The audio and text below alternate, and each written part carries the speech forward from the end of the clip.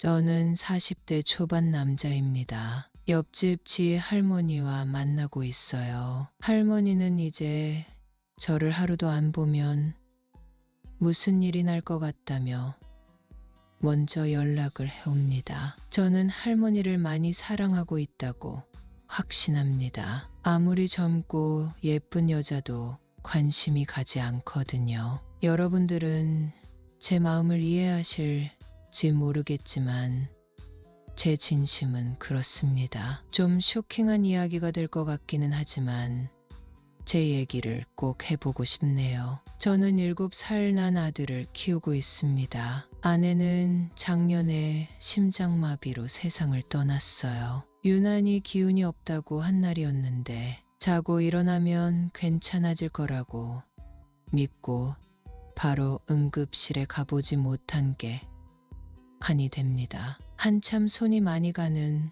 우리 아들은 엄마가 없어도 아주 잘 자라고 있어요. 하지만 아내가 떠나고 회사 일에 집중할 수 없어서 퇴사를 했어요. 아내의 사후 처리를 한 뒤에 아내가 하던 옷 장사를 하고 있어요. 큰 창고에서 국산 옷을 사와서 팔고 있는데요. 아내가 장사를 할 때 도와주러 다닌 게 큰 도움이 되더라고요. 주로 꼬맹이들 옷을 파는 곳인데 도매가로 팔다 보니 손님이 꽤 많아요. 어린이날, 크리스마스에 아이들을 위한 선물도 나눠줍니다. 그리고 가끔 재고 처리를 위해 빅 세일을 하기도 하고요. 밴드에 행사한다고 공지를 올리면 손님들이 꽤 많이 옵니다. 아들을 등원시키고 차를 몰고 우리 창고로 오죠. 저는 하원 도우미를 고용했어요. 아들을 픽업해서 태권도, 피아노, 학습지, 러닝센터에 다녀온 뒤 집에 도착하면 6시 정도가 돼요. 도우미 이모님은 아이의 숙제를 봐주고 제가 돌아올 때까지 기다리십니다. 저는 뒷정리를 직원에게 맡기고 집에 도착하면 7시 정도가 되고요. 아들은 아빠랑 같이 밥 먹고 싶다고 저를 기다리기 때문에 이모님이 차려주신 저녁을 먹으면서 하루 동안 있었던 일을 나누죠. 어느 날 짜장면에 탕수육을 시켜 먹고 있는데 초인종이 울리더라고요. 옆집에 이사를 왔다면서 떡을 주더라고요. 예쁘장하게 생긴 할머니였는데 아들 또래 나난 예쁘장한 여자 아이가 서 있더라고요. 잠깐 들어오시라고 했어요. 우리 집을 구경하더니 참 예쁘게 꾸며놨다고 하더군요. 식탁에 앉아서 같이 식사하자고 했더니 할머니는 염치 없이 식사 시간에 와서 미안하다고 손사래를 쳤어요. 하지만 옆집 아이는 탕수육을 먹고 싶어 하는 눈치였어요. 제가 포크와 젓가락, 개인 접시를 가져오자 우리 손녀 지희가 제일 좋아하는 게 탕수육인데 이 녀석이 저녁을 먹었는데도 못 참고 이러네 미안해요. 오늘 신세 좀 질게요 하며 같이 식사를 했습니다. 할머니는 아들 내외가 너무 바빠서 얘가 왔다 갔다 하면서 손녀를 키워주고 있어요. 바로 옆동이 우리 집인데 우리 손녀는 외할머니랑 자는 게 좋다고 해서 앞으로도 내가 재우고 깊게 잠이 든 거 확인하고 우리 집에 간다고 하시는데 참 정이 많은 분이라는 생각이 들었어요. 그런데 애기 엄마는 어디 있어요?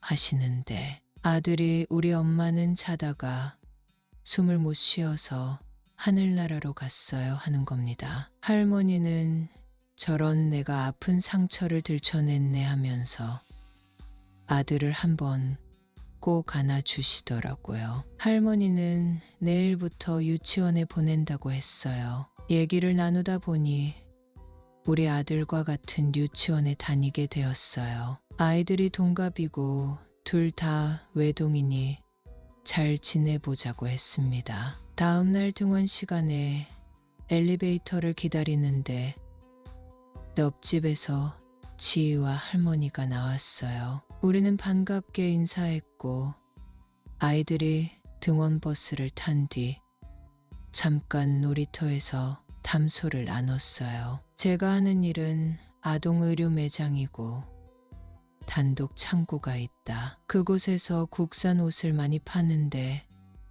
한번 놀러 오시라고 했어요. 할머니는 오늘 시간이 된다면서 빨리 가보고 싶다고 하는 것이었어요. 저는 할머니와 매장으로 출근했습니다. 할머니는 우리 창고 규모에 감탄하셨어요. 지혜 엄마가 옷을 사주긴 하지만 내가 옷은 더 잘 골라요. 내가 지혜 엄마 키울 때 옷을 참 예쁘게 입혔거든 하면서 신나게 옷을 고르셨어요. 저는 서비스로 타이즈와 머리띠, 핀을 챙겨드렸어요. 할머니는 집에 가면 할 일도 없는데 잠시 일을 도와주겠다고 하시더군요. 옷도 싸게 사서 기분 좋다고 하시더니 나 이런 대박 옷집 알게 돼서 너무 좋아요. 애들은 비싼 옷 사줄 필요 없어. 안 그래요?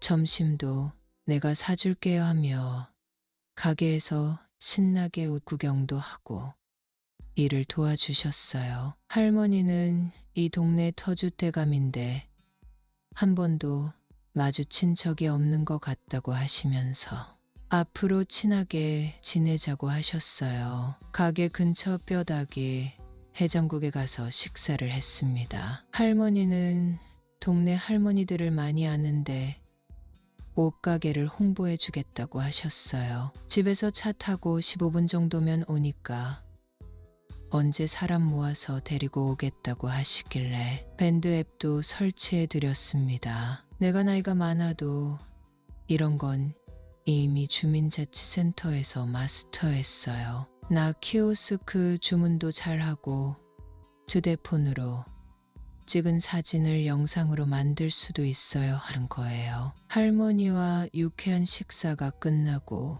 직원에게 전화를 걸어 할머니를 모셔다 드리고 바로 온다고 했어요. 할머니는 괜히 아침부터 따라와서 민폐를 끼친다고 미안해 하셨는데 점심 식사도 사주셨는데 당연히 모셔다 드려야죠. 괜찮아요 하고 집까지 모셔다 드렸어요. 할머니는 잠깐 기다리라고 하시더니 가게에서 주전부리할 시간은 있죠.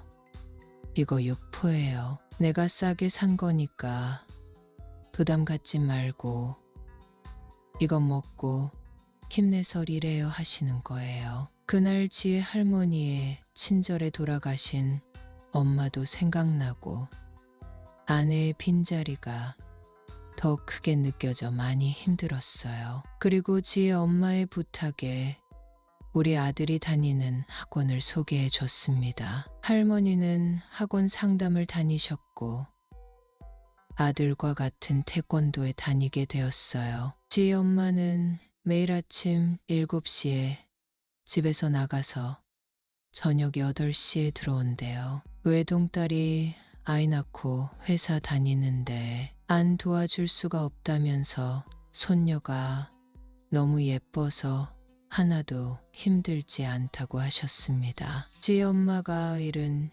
힘들어도 급여 조건도 좋고 복지가 좋아 놓지 못하고 있다고 하셨습니다. 속으로 저렇게 무리하다가 큰일 나는 거 아닌가 싶었지만 할머니는 딸 내외와 손녀를 끔찍하게 챙기시니 별일 없을 거라는 생각도 들었어요. 할머니는 아침 일찍 딸 집에 건너와 등원 준비를 시켜주고 하원 후 학원을 돌리는 게 조금 버겁기는 하지만 낮 시간에 낮잠도 자고 게이트볼도 친다고 하셨어요. 가끔 게이트볼 대회를 나가는데 너무 재밌다고 하시는 거예요. 나중에 지호 아빠도 여유되면 운동 다녀오고 지호랑 지희는 할머니가 봐준다고도 하셨어요. 말씀만으로도 감사하다고 하니 우리 바로 옆집이니까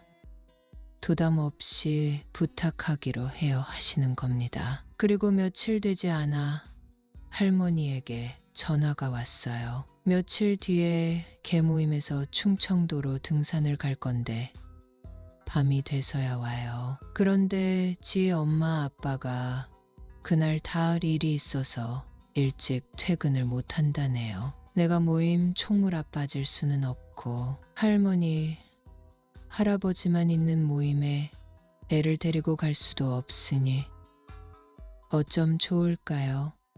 하시는 겁니다. 저는 하원 도우미 이모님에게 부탁하고 지희를 우리 집에 있게 하면 된다고 했어요. 그리고 저는 조금 일찍 가게 일을 마무리하고 지희와 지호를 데리고 나가 햄버거를 사줬습니다. 할머니는 그날 지희를 봐줬다고 너무나 고마워하셨어요. 제가 지희가 노는 모습을 할머니에게 카톡으로 전송했거든요. 애들끼리도 너무 잘 놀았고 저도 마음이 뿌듯했어요. 그리고 며칠 뒤에 직원 회식이 있었어요. 할머니께 지희를 데리고 우리 집에 와서 놀아줄 수 있냐고 물었더니 당연히 된다고 하시더라고요. 지희는 우리 집을 참 편하게 생각했고요. 사촌도 없는 애들이라 참 잘 놀더군요. 회식을 마치고 집에 들어갔는데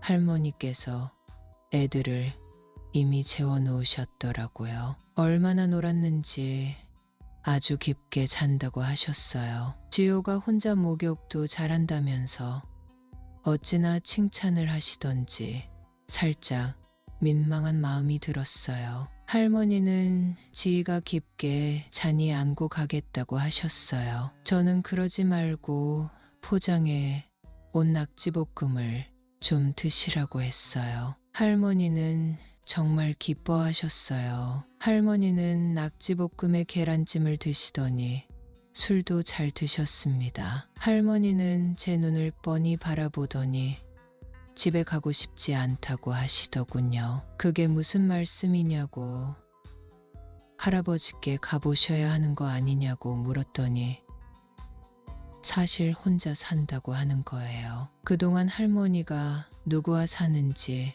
한 번도 묻지 않았고 할아버지의 존재에 대해 궁금해한 적이 없었어요. 의뢰 할아버지랑 살고 계신다고 믿었던 것 같아요. 할머니는 5년 전 사별하셨다고 하더라고요. 위암 투병하다가 돌아가셨는데 아직도 할아버지 사진을 걸어뒀다고 하셨어요. 집에 가면 너무 쓸쓸해서 손녀 봐준다는 핑계로 딸 가족을 이 아파트로 이사 오게 했다고 하시더라고요. 저는 이렇게 물어봤습니다.